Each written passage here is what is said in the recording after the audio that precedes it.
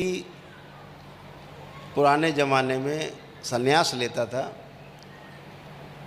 तो हंसी खुशी अपने घर से जाता था। पूरे गांव के लोग उसको विदा करते थे, परिवार के लोग विदा करते थे। अपने कर्तव्यों को पूरा करके परिवार के फिर वो संन्यास्त होता था। तो हंसी खुशी में जो जाता है साधना के लिए वही सफल होता है। अगर रोग हैं, शोक हैं तो सफल नहीं होता। और असली साधना तो घर में रह के है, अपने परिवार के बीच में रह के जो साधना है, उससे बड़ी साधना संसार में नहीं है।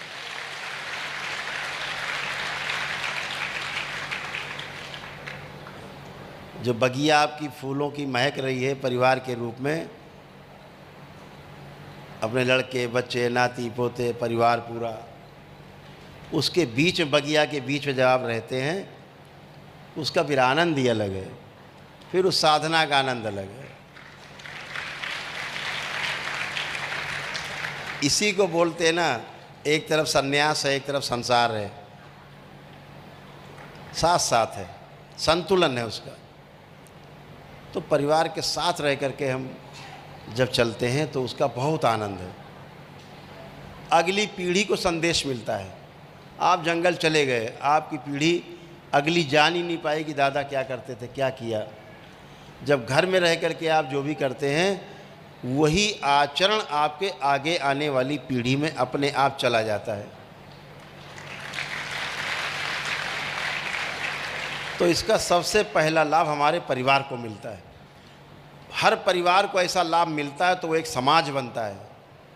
तो पूरा समाज ही गृहस्थ होने के साथ साथ सन्यासी भी होता है, तो वो समाज बहुत सुंदर होता है। इस बात की हमेशा ध्यान रखना है कि हमारा परिवार सबसे बड़ी हमारी निधि है। क्यों भाग जाते थे पता है लोग, घर छोड़ के जंगल क्यों भाग जाते थे?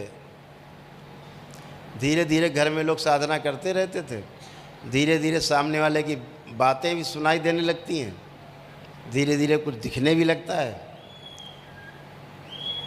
तो पड़ोसी आता, जब आप गाड़ी खरीद के लाते हैं तो पड़ोसी कहता वाह क्या गाड़ी लाए हो, क्या बात है यार, ये बड़ी सुंदर गाड़ी है, वाकई बहुत आरामदायक है। लेकिन अंदर अंदर कह रहा होता बेटा मरोगे इसी गाड़ी से, एक्सीडेंट से तुम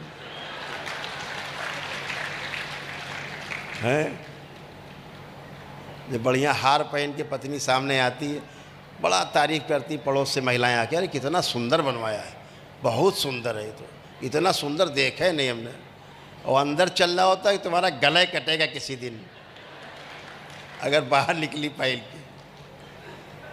तो सन्यासी से सुनता रहता तो देखता है यार ऊपर तो कुछ और बातें कर रहा है, अंदर इसके कुछ और चल रहा है।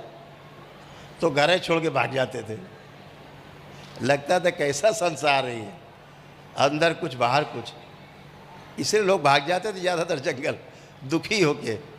लेकिन ऐसे दुखी होकर भागने वाले कभी सन्यासी नहीं हो पाए पूरे, कभी समझ नहीं पाए कुछ, कभी पूर्ण नहीं हो पाए।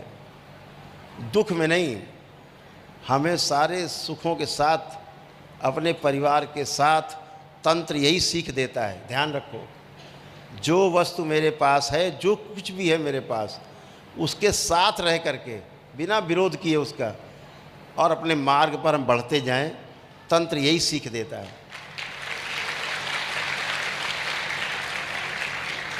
एक आदमी रोज़ खड़े होकर आपको चौराहे पे गाली देता है। अब आप सोचो इसको कैसे पहले हम हटाएं रास्ते से, तब हम जी पाएंगे। तंत्र ये नहीं कहता है। तंत्र कहता है कि ये देखो कि उसमें क्या समस्या है, उस समस्या के मूल कारण में जाओ, कारण को नष्ट करो। इसकी तुम्हारे प्रति जो जानकारी है कमज़ोर है, इसको पूरी जानकारी कराई जाए, बताया जाए, समझाया जाए। ना समझे तो जैसा है वैसा स्वीकार किया जाए कि इसकी फितरत है, इसका काम ही गाली बक के इसको आनंद मिलता तो उसको आनंद लेने दो। तुम अपने आनंद में रहो, उसको अपने आनंद में रहने दो, दोनों लोग आनंद में रहो। एक गाली दे के आनंद ले रहा है, तुम सुनो ही नहीं, सुन ही नहीं रहे तुम्हारी गाली हम, तो हम भी आनंद में हैं। तो समस्या में लिप्त नहीं होना है, समस्या से दूर रह कर के खड़े होंगे जब भी आप, तो समस्या का आपको समाधान दिखेगा। जब भी बात करिए समस्या के समाधान पे बात करिए। समस्या में पूरा विश्व बात कर रहा है, पूरा संसार बात कर रहा है समस्या के ऊपर, समाधान की बात कोई नहीं कर रहा, क्योंकि समाधान है नहीं। उनकी मजबूरी है समस्या पे केवल चर्चा करना।